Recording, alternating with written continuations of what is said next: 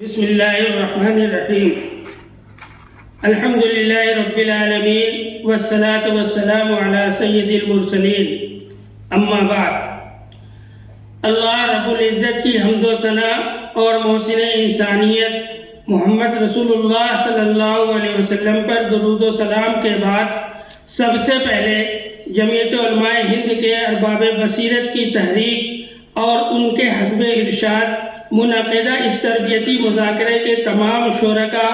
اور معزز مہمانان کرام کی خدمات میں سلام مسنون پیش کرنے کی سعادت حاصل کر رہا ہوں۔ السلام علیکم ورحمۃ اللہ وبرکاتہ۔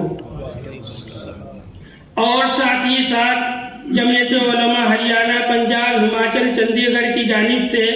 اپنے تمام معزز مہمانوں کا بصمیم قلب شکریہ ادا کرتا ہوں اور اس تربیتی مذاکرہ کو ملک و ملت کے لیے نتیجہ خیز اور مثمر خیر ہونے کی دعا کرتا ہوں۔ حضرات گرامی، نومبر 1919 میں دہلی میں منعقدہ خلافت کانفرنس کے دوران نہایت بیدار مغز اور فعال مولانا کفایت اللہ صاحب نے اپنی زندگی کی آخری سانس تک اس تنظیم کو ملک و ملت کی ترقی اور خوشحالی کے لیے سرگرم رہنے میں اہم کردار ادا کیا۔ اس کے قیام نے علماء کرام کی صالح اور پاک طاقت کو اہم تحریک میں بدل ڈالا۔ مذہبی اور ملکی سوچ رکھنے والے اہل بصیرت اہم علماء کو ایک پلیٹ فارم پر لانے میں بے حد مدد کی۔ اسی بنیاد پر ملک و ملت کی خدمات اس کے قیام سے لے کر آج تک جاری ہے اور ہندوستانی مسلمانوں کے مسائل کے حل کے لیے سب و روز سرگردہ رہ کر ہر مایوسی میں امید کی کرن بن جاتی ہے، ایک مضبوط اور بے خوف آواز بن کر سامنے آتی ہے۔ جمعیت علماء کا پہلا اجلاس 1919 میں حضرت مولانا عبدالباری فرنگی محلی کی صدارت میں امرتسر میں ہوا تھا۔ اسی طرح حضرت مولانا ابوالکلام آزاد کی صدارت میں 1921 عیسوی میں لاہور میں اس کا اہم اجلاس ہوا۔ اس کے کچھ دنوں بعد دارالعلوم دیوبند کا قیام 1866 میں عمل میں آ چکا تھا۔ اس بین الاقوامی شہرت یافتہ عظیم الشان ادارے کے قیام کے مقاصد میں ایک مقصد یہ بھی شامل تھا کہ اس کے در و دیوار کو مجاہدین آزادی کا گہوارہ بنا کر ہندوستان کو انگریزوں کی غلامی سے آزادی دلائی جائے۔ جمعیت کی تحریک اور دارالعلوم دیوبند کی گھنی اور مبارک چھاؤں نے ہندوستان کے ایسے جلیل القدر علماء اور مفکرین عطا کیے جنہوں نے ہندوستان کی سرزمین کو نہ صرف مالا مال کر دیا بلکہ اس کے سینے پر جب کوئی ملکی یا بیرونی ضرب لگائی جاتی ہے تو انہی دونوں اداروں یا تحریکوں کے جیالے ہندوستان اور اس کے معاشرے کو سنبھالنے میں سرگرم نظر آتے ہیں۔ اسی لیے اس ملک کی اہم آبادی جو مسلمانوں پر مشتمل ہے ان علماء کرام کی رہنمائی حاصل کرتی ہے۔ شیخ الہند حضرت مولانا محمود حسن دیوبندی،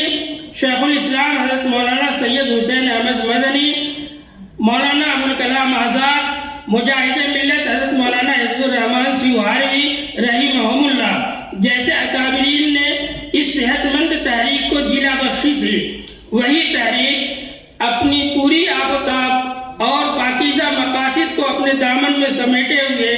آج حضرت مولانا قاری سید محمد عثمان منصور پوری، حضرت مولانا سید محمود اسد مدنی کے ذریعے رواں دواں ہے اور ملک و قوم کی عظیم خدمات میں خدائی فرمان اور دستور ہند کے ضوابط کے تحت سرگرمی عمل ہے۔ 1947 عیسوی میں تقسیم ملک جس کی مخالفت جمعیت علماء ہند نے بڑی شدت اور ہمت و حوصلہ سے کی تھی، اس تقسیم کا حادثہ پیش آیا اور ملک کا بٹوارا ہو گیا۔ جمعیت علماء ہند کی خواہش کے برخلاف ملک کو تقسیم تو کر دیا گیا مگر جو خدشہ تھا وہی ہوا۔ سرحدوں کے دونوں کناروں پر سانس لینے والوں کی سسکیوں کو روکا نہیں جا سکا، یہاں تک کہ آج بھی دونوں طرف کے لوگ اس تقسیم کی سزا بھگت رہے ہیں۔ سب سے بڑا المیہ یہ ہوا کہ تقسیم ملک سے پہلے ہندوستان کے بہت سے وہ علاقے جو علم و تہذیب کے چمنزار تھے، تقسیم کی باد سرسد نے ان میں سے اکثر کو خیرہ رسیدہ بنا دیا۔ ایمان و اسلام اور تہذیب و ثقافت کی باد بہاری جن علاقوں سے ختم ہوئی ان میں سرزمین ہریانہ و پنجاب سر فہرست ہے۔ سینکڑوں مساجد ویران کر دی گئی، اسلامی آثار ختم کر دیے گئے، حالات کی ستم ظریفی اور ماحول کی عدم فراہمی کی وجہ سے گنے چنے چند مسلمان اور وہ بھی صرف نام کے باقی رہے۔ جمعیت علماء ہند اپنے دستور اساسی کی روشنی میں اسی ناہموار فضا کو بہار آشنا کرنے میں آج تک رواں دوا ہے۔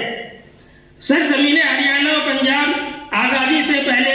مسلم آبادی اور اسلامی تہذیب و تمدن کے اعتبار سے ہندوستان کا ایک ممتاز ترین علاقہ اور خطہ رہا ہے۔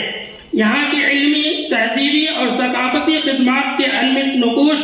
آج بھی لوح تاریخ میں محفوظ ہیں۔ لیکن ملک کی آزادی کے بعد تقسیم ہند کی ایسی ہولناک آندھی چلی جس نے یہاں کی مسلم تہذیب اور اسلامی ثقافت کا سارا اثاثہ اس کی نظر ہو گیا۔ مسلمانوں کی گنی چنی تعداد ہی یہاں رہ گئی، وہ بھی دینی اور اسلامی عقائد کی پختگی کے اعتبار سے نہایت کمزور اور معاشی اعتبار سے انتہائی مفلوق الحال۔ اللہ رب العزت جس نے اپنے دین کی حفاظت کا ذمہ خود لے رکھا ہے، اس نے اس علاقے میں اپنے دین کی حفاظت و صیانت کا انتظام فرمایا اور وقت کے جلیل القدر علماء اور رجال کار کو اس جانب متوجہ فرمایا۔ ان حضرات نے اللہ کی بخشی ہوئی توفیق اور مدد کے سہارے اس علاقے میں دینی استحکام اور اخلاق و کردار کی پختگی کے لیے نمایاں خدمات انجام دی۔ اسی وجہ سے یہ علاقہ شروع ہی سے جمعیت علماء ہند کی خصوصی توجہ کا مرکز رہا۔ پورے مسلمانان ہند کی یہ نمائندہ جماعت اور علماء حق کی سرپرستی اور نگرانی میں صحیح قیادت فراہم کرنے والا یہ گروہ، ملک و ملت کے مفاد میں بہتر کارکردگی کا مظاہرہ کرنے والی ایک تنظیم اس علاقے کی طرف متوجہ ہوئی اور تقسیم کار کے لیے اس علاقے میں ہریانہ، پنجاب، ہماچل، چندی گڑھ 4 صوبوں کے اشتراک سے باقاعدہ جمعیت علماء کی ایک شاخ قائم فرمائی، جس کے موجودہ روح رواں حضرت مولانا علی حسن مظاہری دامت برکاتہم ہیں۔ خدمت خلق کا ایمانی جذبہ رکھنے والے اس فرد کا جمعیت علماء ہریانہ، پنجاب، ہماچل، چندی گڑھ کی سیکریٹری شپ کے لیے انتخاب یقینی طور سے جمعیت علماء کے اس مشن میں نئی روح پیدا کرے گا انشاءاللہ۔ حضرات گرامی،